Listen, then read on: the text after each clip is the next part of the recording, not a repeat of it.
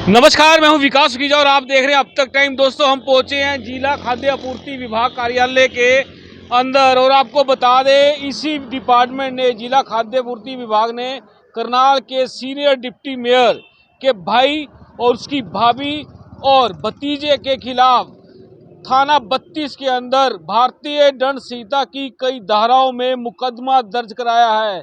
आपको बता देते हैं किस किस धाराओं में मुकदमा दर्ज हुआ है। आपको बताते हैं, आईपीसी की धारा 1860 यानी कि 120 बी, 420, 467, 468 और 471 के अंदर। आपको बताएं पूरा मामला क्या है, ये भी हम बताएंगे। और ये बताना बड़ा जरूरी है कि इस पूरे मामले के अंदर जो एएफएसओ यहाँ के थे रविंदर जागलान, उन्होंने इस पूरे मामले की जांच की थी। दोस्तों, आपको बता दें कि ये जो मुकदमा दर्ज हुआ है, आप देख सकते हैं, ये एफआईआर की कॉपी है हमारे पास।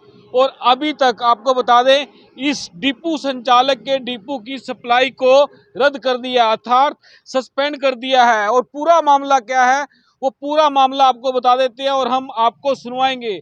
जो डीएफएससी है उनका क्या कहना है, और उसके अलावा जो एसएचओ थाना 32 के प्रभारी हैं उनका क्या कहना है, ये सब सुनवाएंगे। लेकिन उससे पहले आपको बता देते हैं आखिरकार ये मुकदमा दर्ज कराया है तो किसने कराया है।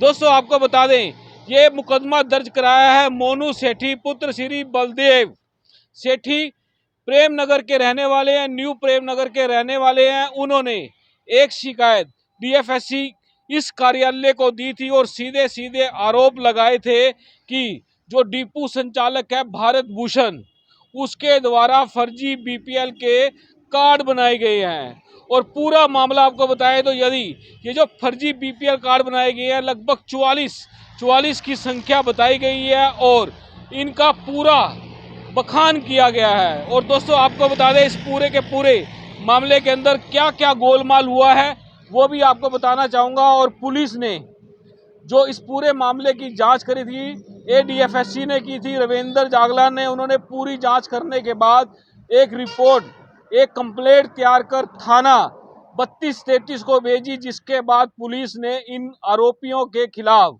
मुकदमे दर्ज कर लिए हैं। और दोस्तों, आपको बताएं कि किस तरह की ये पूरा का पूरा जो गोलमाल हुआ है, आखिरकार वो गोलमाल हुआ क्या है। कंप्लेंटेड आपको बता दिया है मोनू सेठी है, और जो गोलमाल हुआ है वो बता दूं मैं आपको।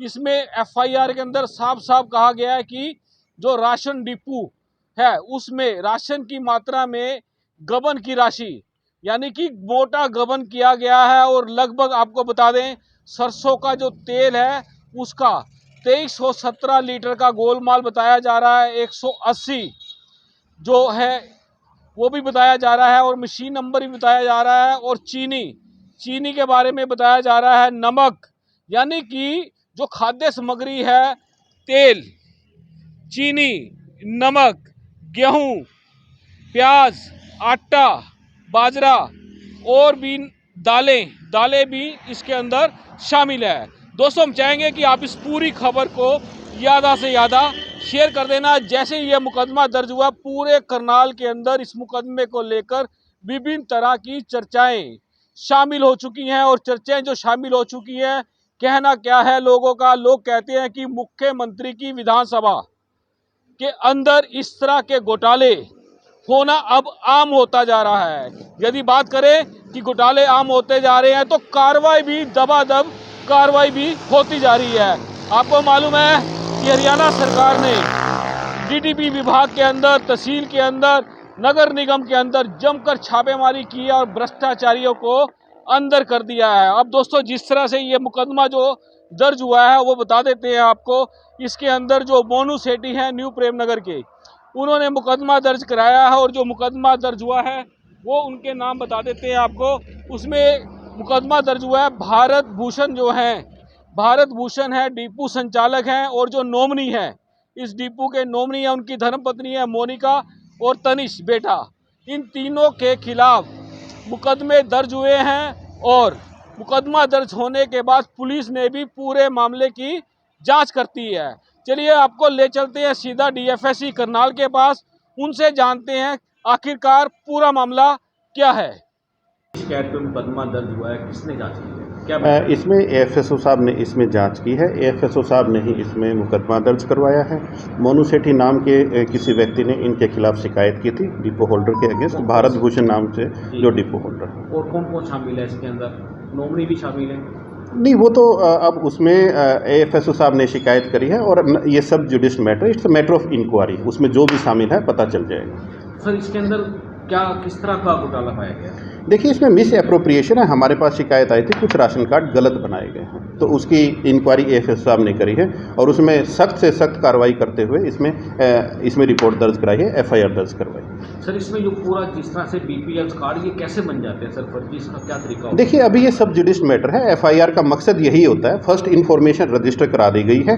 अब इसमें जो भी चीज़ें सामने आएंगी वो हमें पता चल सर किन किन धाराओं में मुकदमा दर्ज? इसमें 120B, 420, 467, 468 और 471 के अंदर ये मुकदमा दर्ज किया गया। सर क्या गिरफ्तारी की मांग कर रहे हो आप? क्या इसमें ऑफ कोर्स हम सख्त से सख्त कार्रवाई इसमें हम की मांग करें। डिपो जो है उसको रद्द कर दिया है, सप्लाई रद्द की है, क्या इसमें जैसे ही एफआईआर दर्ज हुई है उसको सस्पेंड कर दिया जाता है, सप्लाई इसकी निलंबित कर दी जाती है। चलिए दोस्तों, अब आपकी बात करवाते हैं 32-33 थाना प्रभारी से, जहां पर ये मुकदमा दर्ज हुआ है। उनका क्या कहना है सुनिए। करनाल के सीनियर डिप्टी मेयर हैं, उनके भाई के खिलाफ और उनकी धर्मपत्नी और उनके बेटे के खिलाफ मुकदमा दर्ज कराया है डीएफएससी विभाग ने। क्या मामला है ये वाला? सर, हमारे पास श्री रविंद्र जागलान एएफएससी का हमारे पास लेटर आया।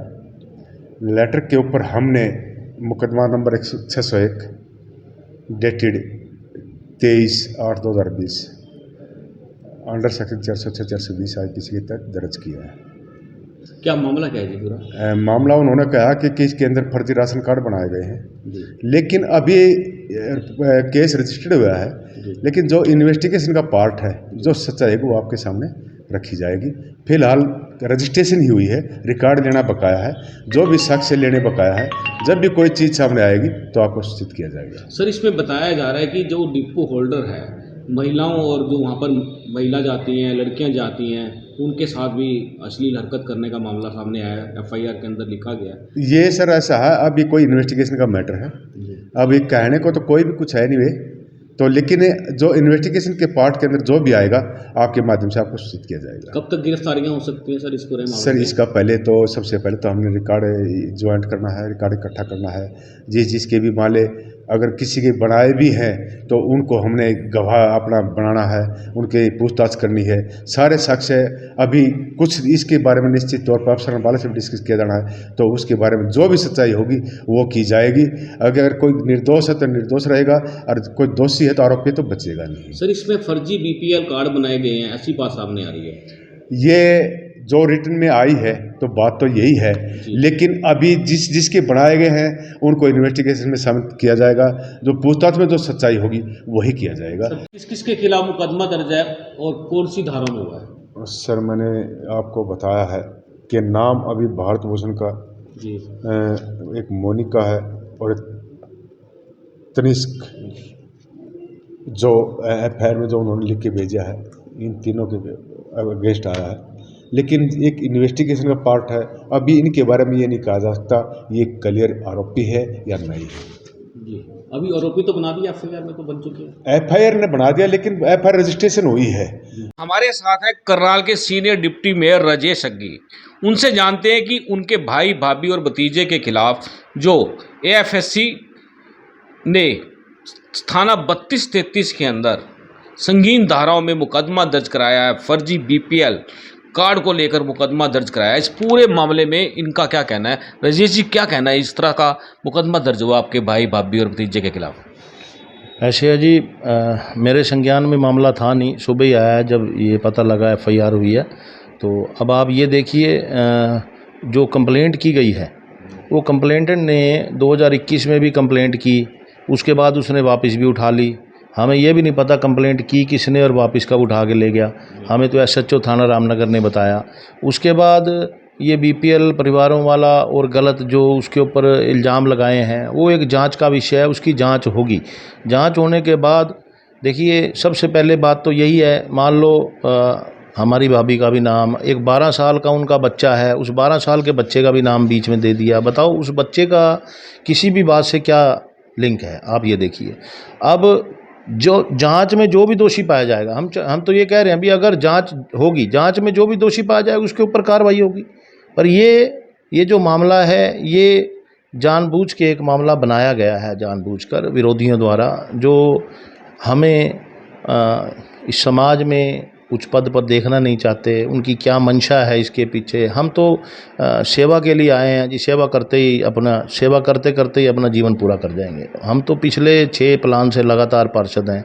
आज तक कोई एक आदमी कह दे हमारे परिवार के बारे में, किसी ने भी आज तक कोई भी गलत कार्य ऐसा हमारे परिवार द्वारा किया गया है, एक भी बता दें आप, कोई भी नहीं बता पाएगा। ये झूठे ब्लेम लगा दिए गए हैं। अगर कंप्लेंटेंट से बात करो, वो कहता है मैंने कंप्लेंट करी नहीं है। एक साजिश के तहत ये मुकदमा दर्ज किया गया है। हमें पता भी नहीं लगा कब एफआईआर हो गई है, कब मुकदमा दर्ज हो गया, और 12 साल का बच्चा भी बीच में इन्वॉल्व कर लिया। आप ये बताइए 12 साल के बच्चे का उसमें क्या कसूर है? जी जी, इसके अंदर पूरा मामला जो है आपको बता देते हैं कि जो उप जिला खाद्य आपूर्ति विभाग के अधिकारी हैं रविंद्र जागलान, उन्होंने इस पूरे मामले की जांच की थी और मोनू सेठी नाम के व्यक्ति ने एक कंप्लेंट की थी खाद्य आपूर्ति विभाग को, जिसकी जांच इनको सौंपी गई, रविंद्र जी को।